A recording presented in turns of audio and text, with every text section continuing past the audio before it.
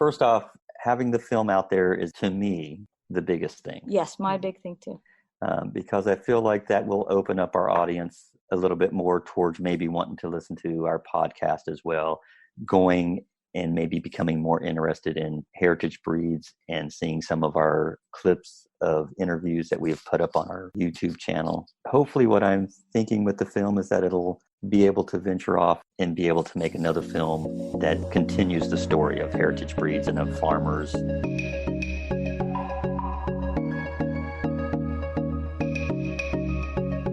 If you're someone who refuses to go along to get along, if you question whether the status quo is good enough for you and your family, you want to leave this world better off than you found it, and you consider independence a sacred thing, you may be a prepper, a gardener, a homesteader, a survivalist, a farmer, a rancher, an environmentalist, or a rugged outdoorsman. This show is for those who choose the road less traveled, the road to self-reliance, for those living a daring adventure, life off the grid.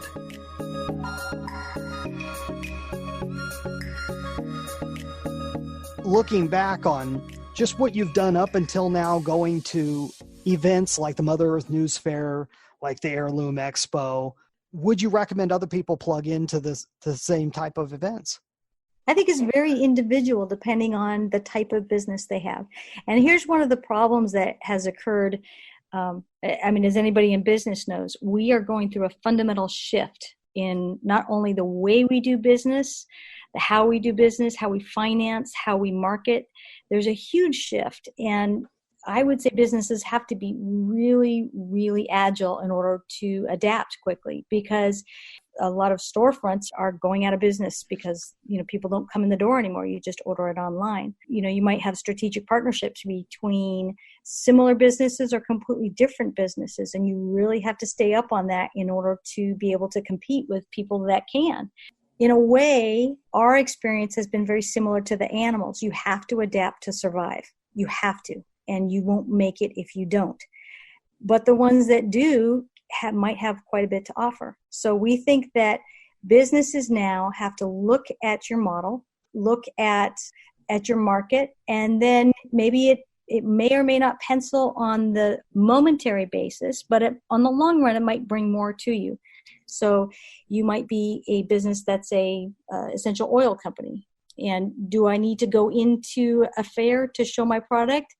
I would almost say you do, because it's a scent-oriented thing. And you will get people that need to do that experiential moment and smell or maybe touch a fabric product.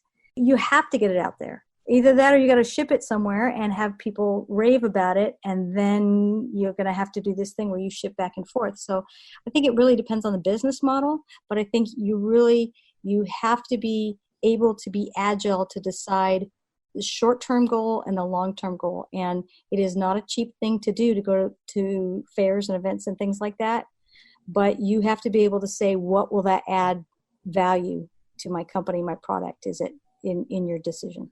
I think it's good to go to the fairs, whether that be the Mother Earth News Fair, the Heirloom Expo, the Weston A. Price Convention, any of those, because most of the people that are at the fair are in the same boat we are at. They are looking for their core audience. And so I think certain fairs are that core audience. For a few $100 to rent a booth, it's worth it because you're going to have people coming by.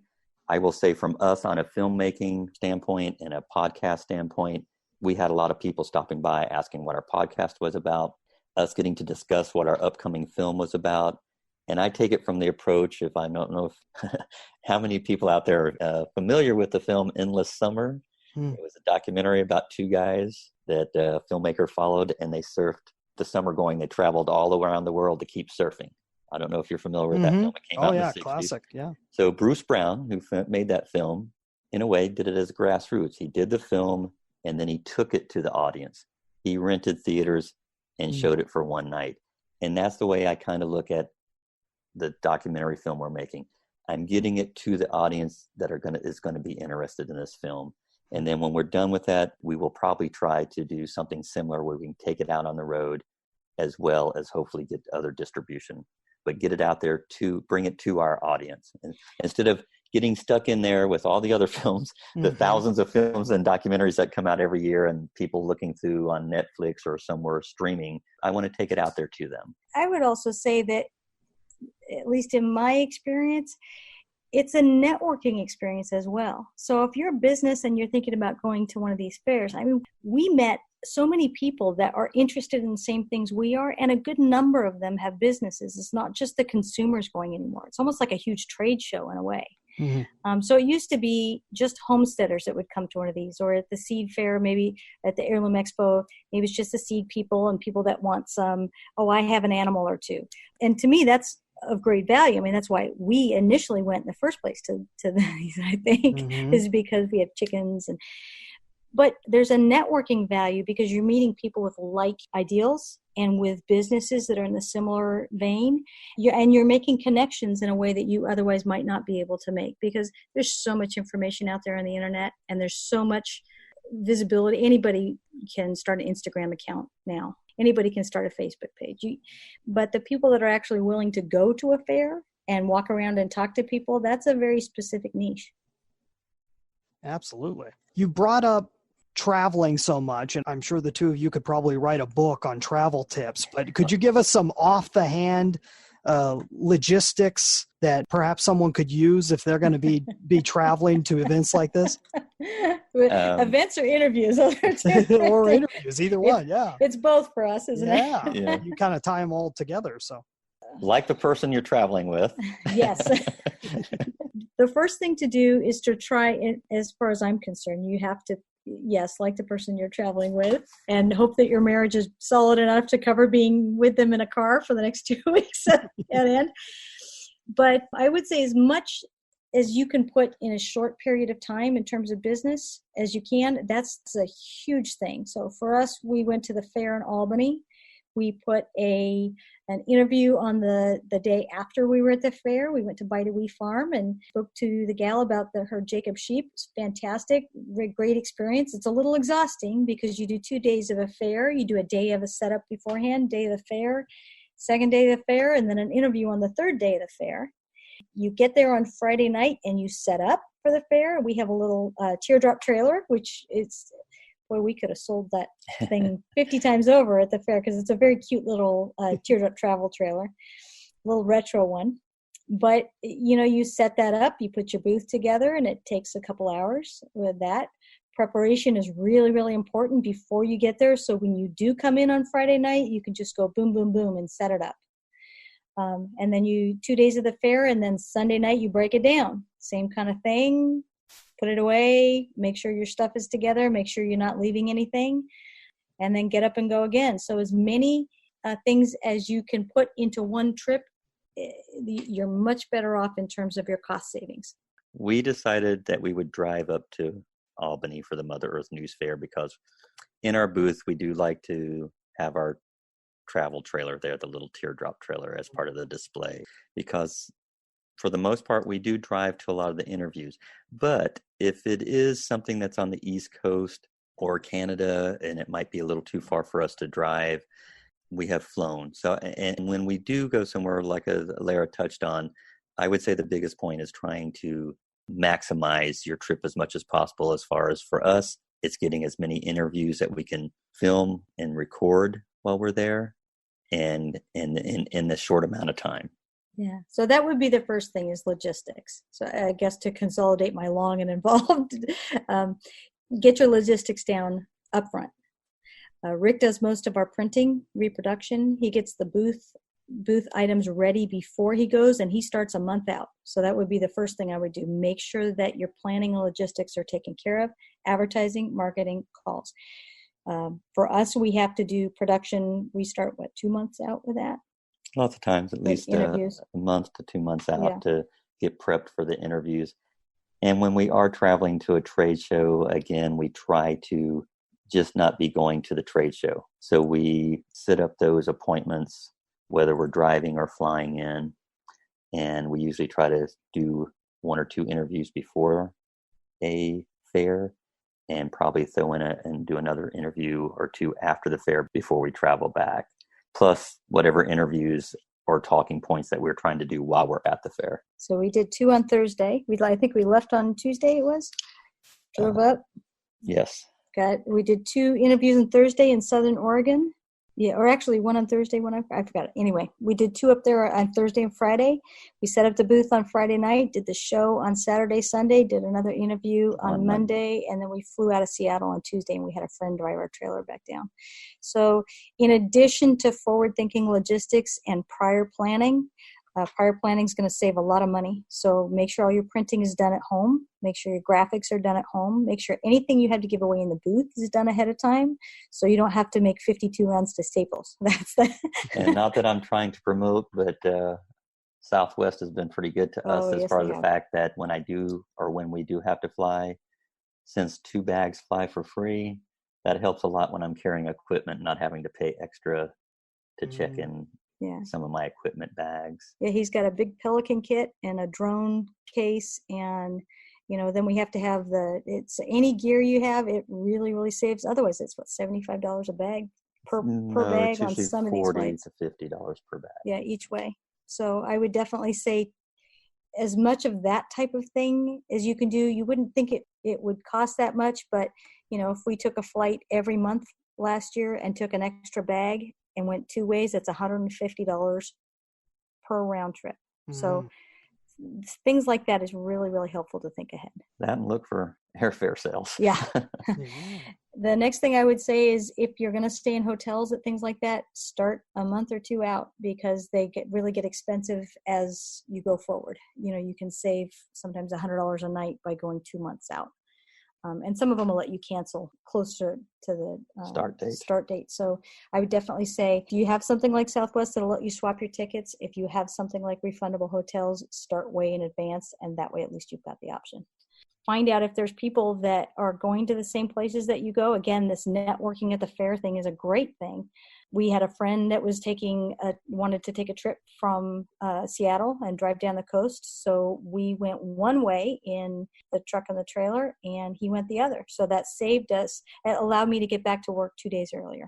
So use your resource pools as much as you can. And that includes things like if you feel comfortable sharing a hotel room, you just cut your cost in half.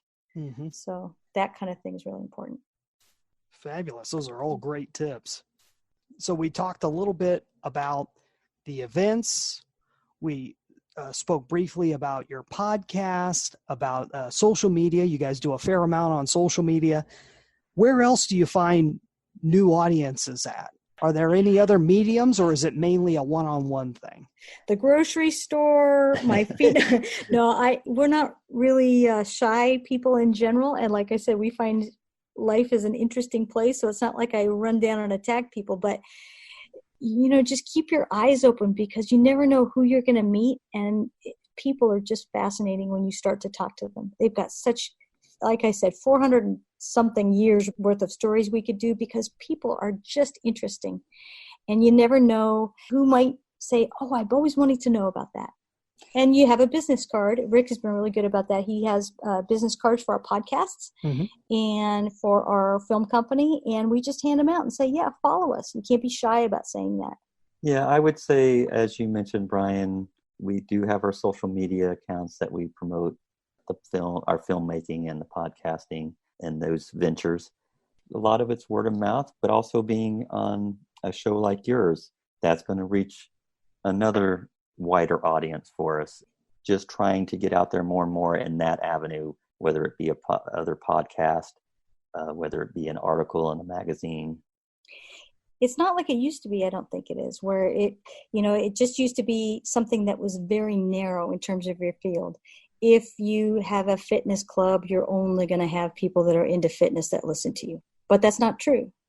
You might have everybody be interested in fitness because everybody wants to stay in shape. So in one way, shape, or form, almost everybody is going to be interested in your fitness club. The same thing follows with something like this. This is food that we're talking about. It's also animals. It's farming. It's life. It's culture. It's people. It's society. All of these things reflect who we are.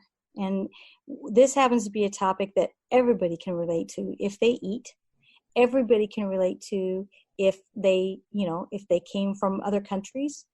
Think about the demographic diversity that's represented in a cow that comes from Spain that's now American. The most American animal that many people think of as an American Mustang. Well, that's a Spanish horse.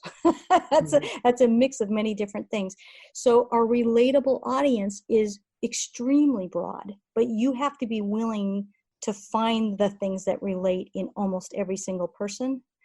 And it's not this thing where it's very, very, very narrow. So they're finding that cross-promotion among businesses is really important now in ways that it did not used to be. You can find different areas that would not seem to relate previously, but are very definitely connected.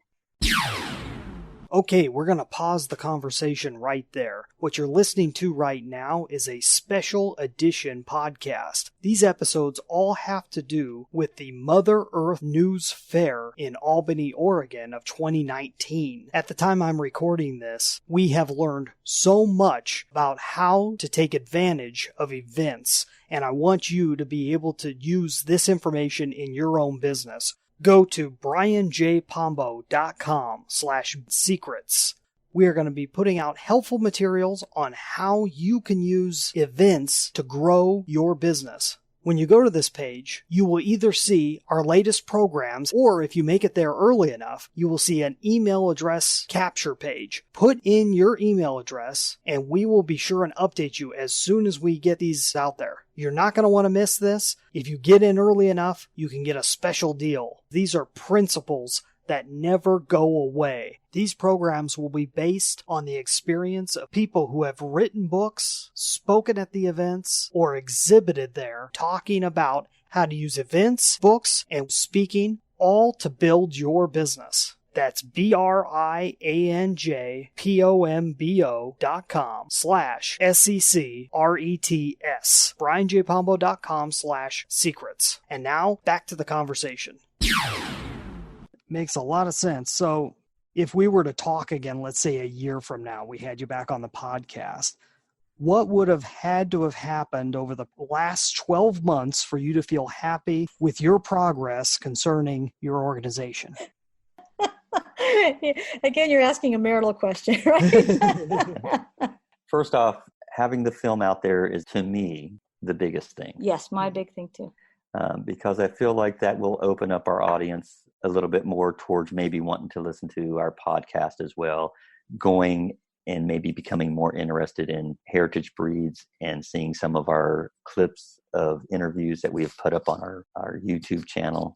And hopefully what I'm thinking with the film is that it'll be able to venture off and be able to make another film that is continues the story of heritage breeds and of farmers in that vein. And that's to me what I hope to be coming back to you in 12 months to tell you. I think that my opinion will also be to get the film in the can and get it distributed. I hope it comes together like we have hoped it would. My hope is also I got to be honest, I really want to launch a series on this. I really would like to do it. We have video footage. We have audio footage.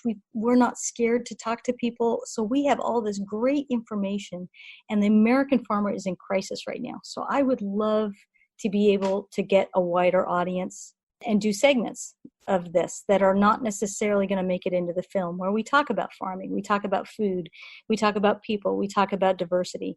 We're all kind of an amalgam of different cultures and different aspects, and that I think there's a broader picture right now in this country that's being discussed about diversity. And I think the animals are a piece of it that really, really illustrates beautifully the strengths that can be brought to the fore by saying, hey, what do each one of our individual strengths have to bring to us as a whole and as a culture? My personal preference would be able to have something out there that does a series on this, that talks about the different strengths of these animals and why we have a stronger agricultural production system because of it, and why the people that farm it are stronger because of it. The average farmer, they are just feisty, gritty people. They are wonderful people, but they have backbones and they are not scared of hard work. I find it fascinating, the process by which they got there.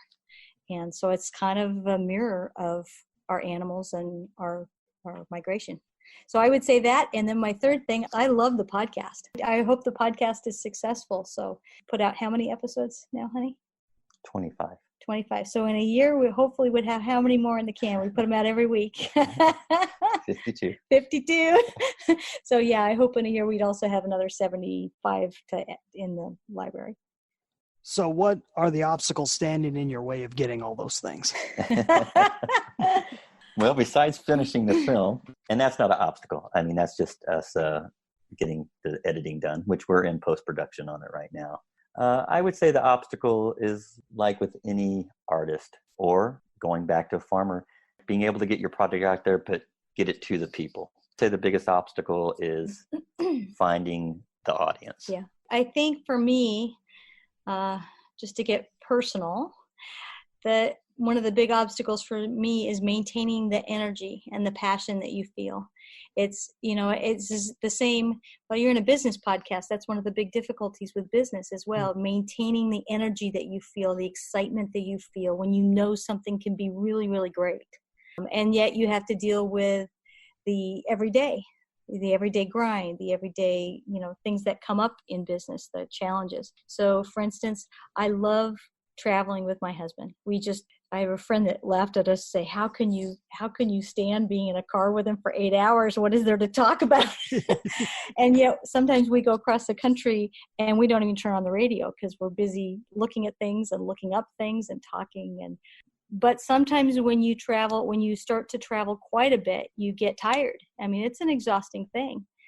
People that have trade shows deal with the same kind of thing. So one of the big challenges for me is maintaining that excitement that I get every time I learn something new. And every time I look at the film, and Rick has put together a trailer for me, and he's put two of them. We've got one for the film that's a little more serious one, and then he's got one that he mixed for me that's sort of like I think it was at the time when the Lord of the Rings was coming out or something. I said, make me an exciting trailer. It's got the globe spinning, and it's just kind of a fun one that he put together. And every time I watch that, I just could jump. I'm so happy. I just get that excitement back. So finding that way to maintain that excitement it has not been a difficult thing, but I can see 20 years from now, you still want to get that urge to jump, but when you find a concept that's exciting, I hope we maintain that. I think we have so far. What question did I not ask that you'd like to answer? Elara?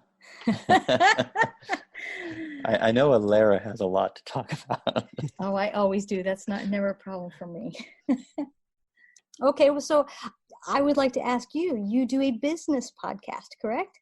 Yes. So if you had to describe your podcast, how would you describe it? Our podcast is mainly for business owners and executives in the self-reliance field, meaning that they have products, services, or a story behind them that promotes self-reliance in others. And our conversations are all to promote both business owners, people that run organizations, and experts in the field of self-reliance to help encourage, give practical tips, and so forth, all regarding business. Okay, so that fits beautifully with the topics that we've been discussing over the last 3 years, the people that we've been interviewing. We've been to the far east of the United States. We've been to the west. We've been to the north and the south. We've been to British Columbia, the islands and Salt Spring Islands. We have been to the middle of the country. We've been to all spots. We've talked to scientists. We've talked to farmers. We've talked to marketing people. Your podcast has people that are dealing with the same issues. I think it's really important for everybody that's listening to know that they are not alone, that business and self-reliance is a new frontier. Farming is an old frontier, but might as well be new. There are so many changes. There's people farming with drones now. There are people farming with satellites now.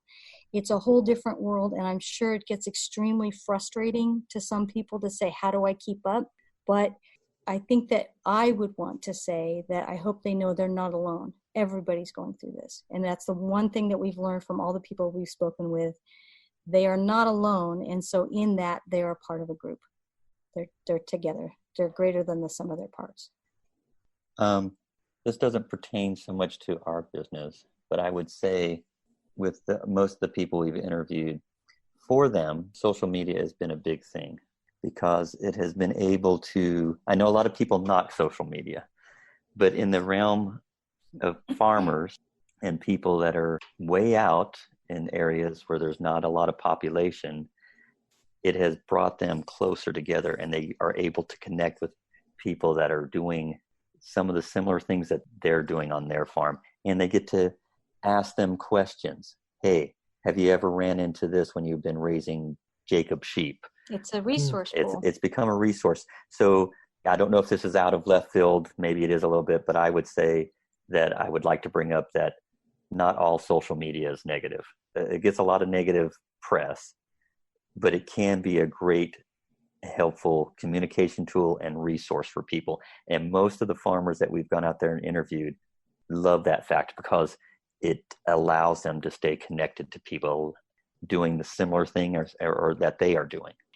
That's one thing that Rick has really taught me, that some of these things are necessary, whether you're comfortable with them or not, whether you say, well, I was never on social media, any kind of social media. And now I'm on the podcast as the host, and I have pictures of myself on our Instagram accounts, our Facebook, and all of that kind of thing. But I think that in today's age, it is absolutely necessary to have a social media presence. And if you're not comfortable doing it yourself, see if you can get help doing it. It's like anything else. You don't necessarily feel comfortable doing your whole tax return yourself, so you find a CPA that'll do it. It's the same thing with social media. We have a great gal that does a lot of posting for us, and Rick does a lot of posting for us, but our social media gal helps us in this. It's a resource that's really, really important. And frankly, Rick has got about 4 hats he's wearing, and I've got about 4 hats I'm wearing, and we're doing travel planning and logistics and scheduling and interviewing and research, all of this. You can't do everything. If you can get help and you can swing it, put it in the budget as a line item, because it's really, really important in today's market to have a social media presence, and it can be helpful. It really, really can be a good resource. Wow, those are really great points. Really appreciate the time you guys have spent with us. What could a listener do who's interested in finding out more about Backyard Green Films, about the agriculture podcast, and everything else that you guys are doing? Where would you direct them? Well, I would direct them to our website, backyardgreenfilms.com. On there, it has a link to our agriculture podcast. Has the trailer up there for our upcoming film, tells a little bit about what Elara and I are doing. I would also tell people if they want to see some of our video clips and little pieces that we've put together to go to our YouTube channel, which is also Backyard Green Films. And those are the 2 biggest places that you can find us. And then, of course, on Instagram and Facebook, we're there under Backyard Green Films as well. Yeah, if you'd like to see pictures, it's really nice, because podcasting has become a big focus for us as we talk about the heritage breed animals, and yet these animals are really, really different looking. Sometimes the YouTube channel is kind of a neat thing because Rick's put some of our more interesting animals up there, and you can see them visually. You look at a Jacob sheep, for example, it looks like something off of the San Diego Wild Animal Park, the plains out there. It's got 4 horns and spots, and it's a crazy looking animal, but it's really neat. We've lost that ability to look at some of these things and say, wow, that's a different looking animal. So yeah, I would send people to the YouTube channel for some visuals, because some of these animals are just really interesting looking. Well, that's fabulous. Thank you so much. This has been an absolute delight, and so much depth into what you're talking about. We'll definitely have you guys come back again and be able to delve in a little deeper on some of these subjects, because there's so much meat there on the bone. Rick and Elara Bowman, thanks so much for being on the Off the Grid Biz podcast. Ryan, thank you for having us, and we really appreciate you taking the time to talk with us today.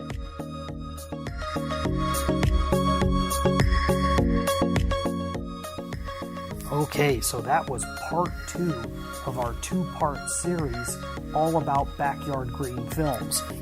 The second part, they're dealing a lot with the fundamental shift in the ways that we're doing business now as opposed to the old days.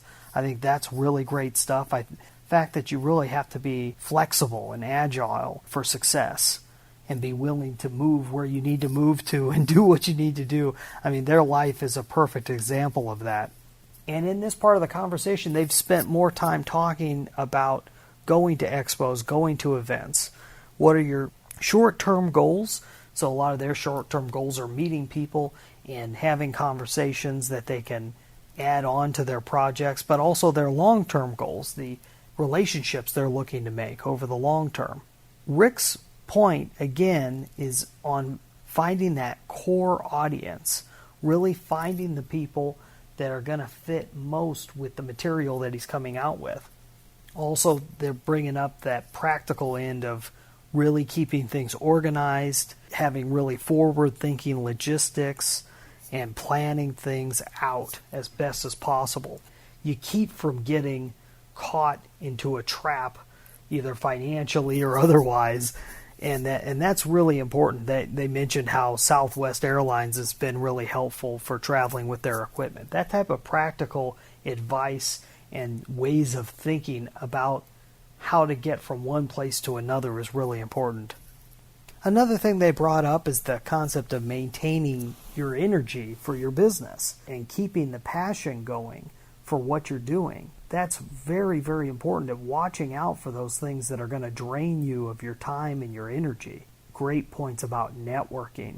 And Rick talking about social media was really important, and how it's this communication tool and this ability to network with others that allow the small guys to be able to do things that the big guys can't do. That's a very common theme that we found with a lot of the people that we talk to from the Mother Earth News Fairs, is finding a way to go beyond where the big guys are going. I think that type of positive attitude is the reason why they have been so successful and why they'll continue to be successful. And finally, I love when they mentioned about getting the help you need to get your business to function in the areas that you just don't want to do or you're not good at. That's so important. It's something that gets ignored so often or put off for too long, is the necessity of delegating your weaknesses. It doesn't mean hiring somebody necessarily. It doesn't necessarily mean having somebody that's an employee. It could be paying someone to do something short term. Sometimes it could be bartering service for service or product for service or what have you. These are all really important points, and so many other great things that they brought up during this whole conversation. Like I said, this was part 2. Be sure and listen to part 1. Join us again on the next Off the Grid Biz podcast, brought to you by the team at brianjpombo.com, helping successful but overworked entrepreneurs transform their companies into dream assets. That's brianjpombo.com. If you or someone you know would like to be a guest on the Off the Grid Biz podcast, go to offthegridbiz.com/contact. Those who appear on the show do not necessarily endorse my beliefs, suggestions, or advice, or any of the services provided by our sponsor. Our theme music is Cold Sun by Dell. Our executive producer and head researcher is Sean E. Douglas. I'm Brian Pombo, and until next time, I wish you peace, freedom, and success.